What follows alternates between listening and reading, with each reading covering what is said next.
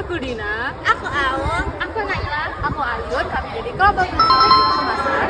Di sini kami akan melakukan pengujian apa, Din? Pengujian mutu dari kualitas kemasan kaleng produk minuman berkarbonasi. Dari produk di bawah ini. Yuk ikuti keseruan kita. Kemasan kaleng minuman berkarbonasi umumnya terbuat dari aluminium yang terdiri dari badan kaleng, tutup kaleng, dan bagian dalam kaleng yang dilapisi food grade lacquer atau resin. Merek-merek yang akan diuji yaitu Greensand, Groovy, AW, dan juga Sprite.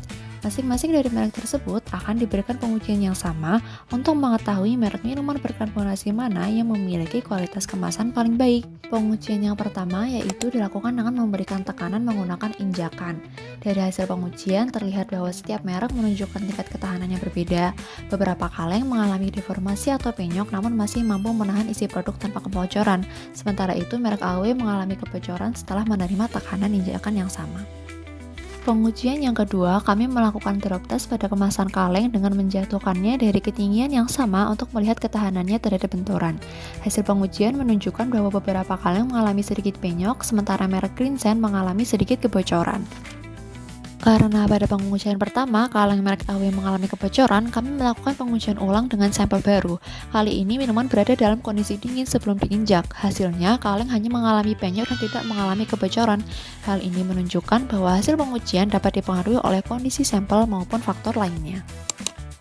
Pada pengujian terakhir, kami mengukur ketebalan kemasan kaleng menggunakan micrometer scrub. Pengujian ini bertujuan untuk membandingkan ketebalan material yang digunakan oleh masing-masing merek.